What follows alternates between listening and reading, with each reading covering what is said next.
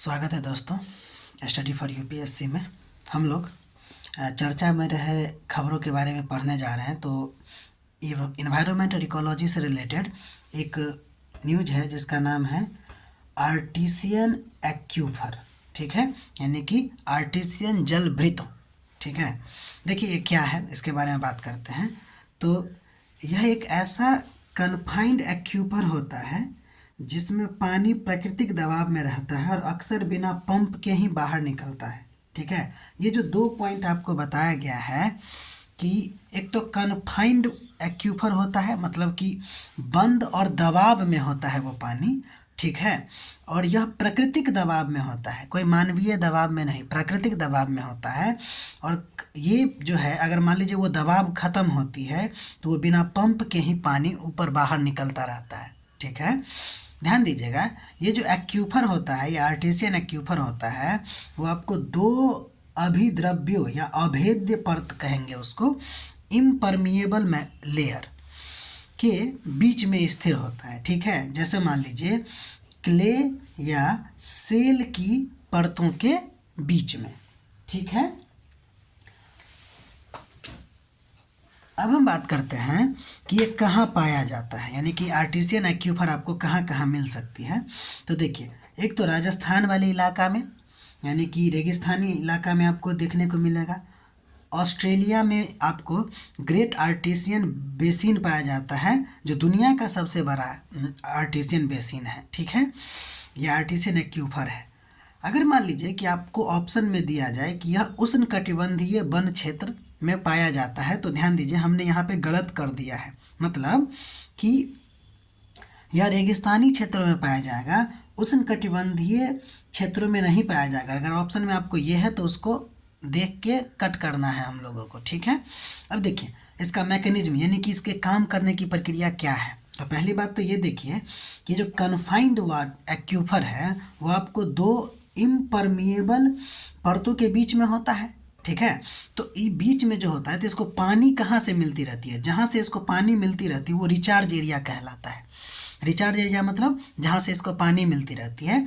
तो ये जो होता है ना, ऊंचाई पर स्थित होता है। दोस्तों ये बात को भूलना नहीं, इसलिए हमने लिख दिया NB, नहीं भूलना है क्या कि आर्टिसियन एक्यूफर में जो रिचार्ज एरिया होता है, यानी कि पानी जो आता है इसमें, वो आपको ऊंचाई पर स्थित होता है, ठीक है। और फिर क्या होता है, उस रिचार्ज एरिया से, जैसे मान लीजिए कि ये एक इम्परमिएबल लेयर है और दूसरा परमिएबल लेवल है, और इसके बीच में आपको क्या है, पानी है, और कोई एक जगह होगा जहाँ से आपको क्या होगा कि पानी इसमें आएगी।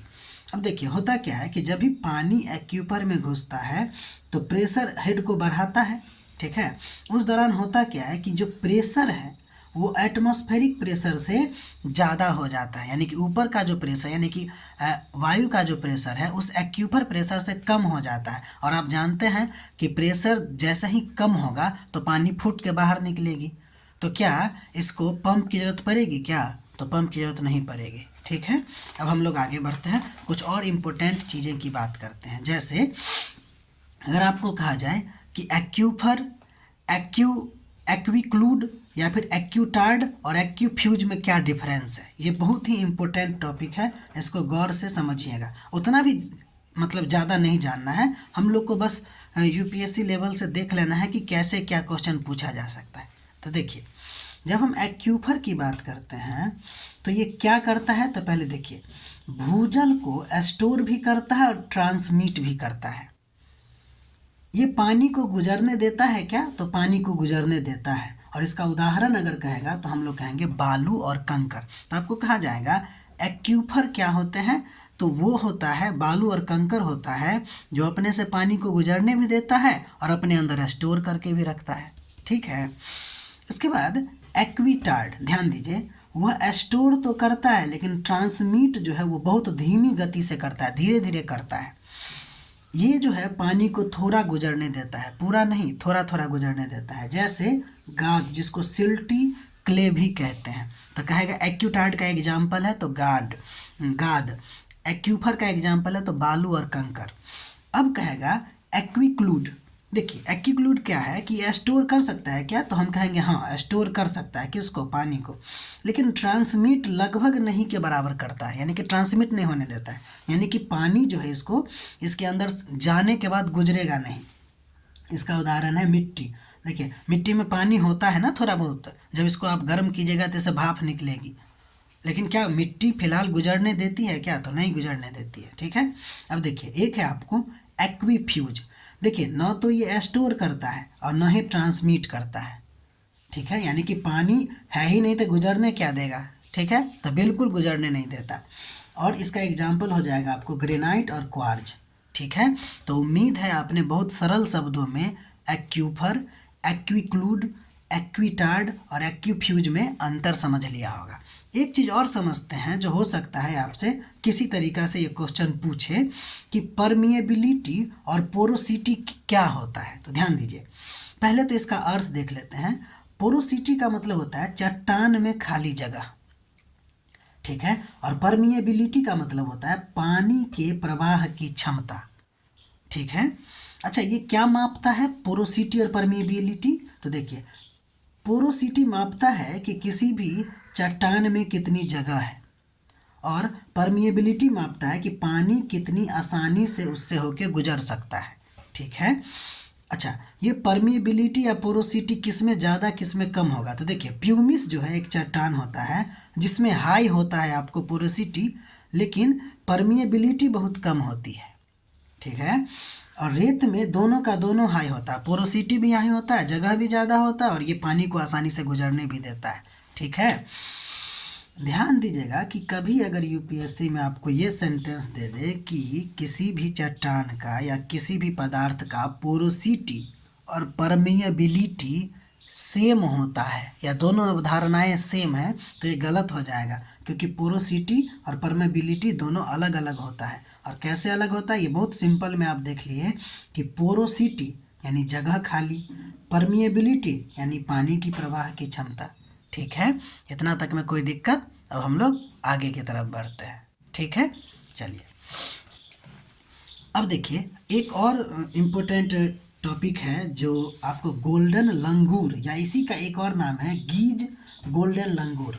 ठीक है, इसके बारे में हम लोग पढ़ते हैं। ठीक है, ये भी चर्चा में आया था क्योंकि एक की मौत हो गई थी, तो इसलिए इसके बारे में पूछा जा सकता है। ठीक है, अब देखिए पहली बात तो इसके बारे में ये जानते हैं कि यह दुनिया में केवल एक छोटे क्षेत्र में पाया जाता है, और आप जानते हैं जो कुछ ही क्षेत्र में पाया जाता है उसको हम लोग क्या बोलेंगे, एंडेमिक स्पीसीज बोलेंगे। तो यह क्या है, एंडेमिक स्पीसीज है। लेकिन गौर कीजिएगा, चूंकि हम लोग पढ़ रहे हैं तो क्या ये भारत में पाया जाता है, तो भारत में तो पाया जाता है, इसमें कोई दिक्कत नहीं है, लेकिन केवल भारत में नहीं पाया जाता, एशिया के लिए ये एंडेमिक स्पीसीज है।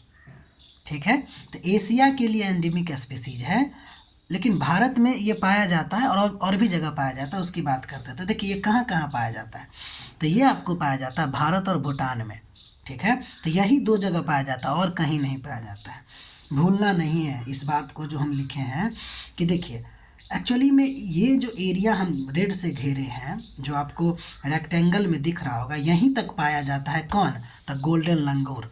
इसके उत्तर में आपको भूटान है, दक्षिण में आपको ब्रह्मपुत्र घाटी है, इसके पूरब में मानस नदी है और पश्चिम में संकोसी नदी है।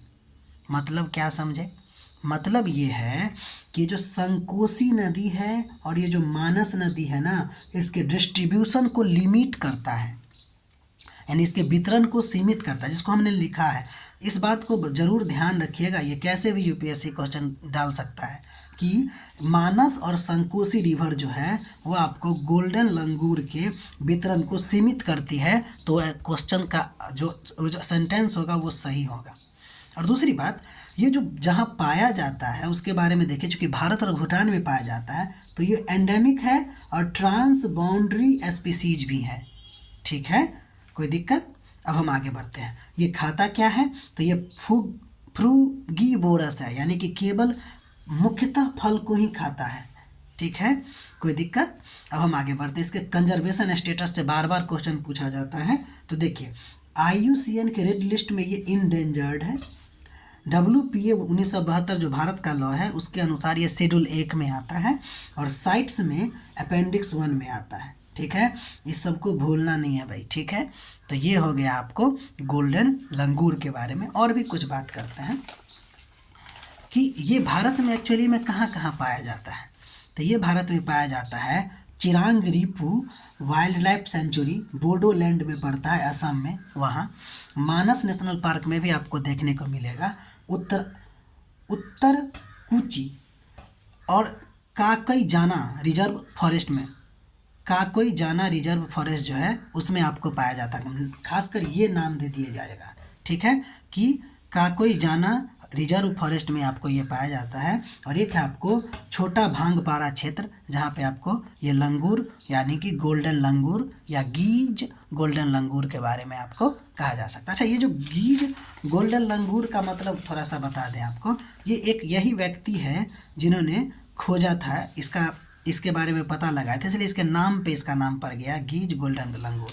बाकी दोनों में कोई अंतर नहीं है। ठीक है, तो ये था आपको इम्पोर्टेंट टॉपिक। अभी हम लोग और भी इसमें इकोलॉजी एंड इन्वायरमेंट में इम्पोर्टेंट टॉपिक पढ़ेंगे। आप लोग को अगर अच्छा लग रहा है तो लाइक कीजिए, सब्सक्राइब कीजिए और सबसे इम्पोर्टेंट बात, नोट बनाते रहिए और प्रत्येक पॉइंट को देखते रहिएगा कि किस अनुसार से क्वेश्चन बन सकता है और ये कैसे हम लोग को फंसा सकता है। वो हर चीज़ आपको बताते हुए हम चल रहे हैं। ठीक है, तब तक के लिए अपना ख्याल रखिए, मिलते हैं अगले वीडियो में।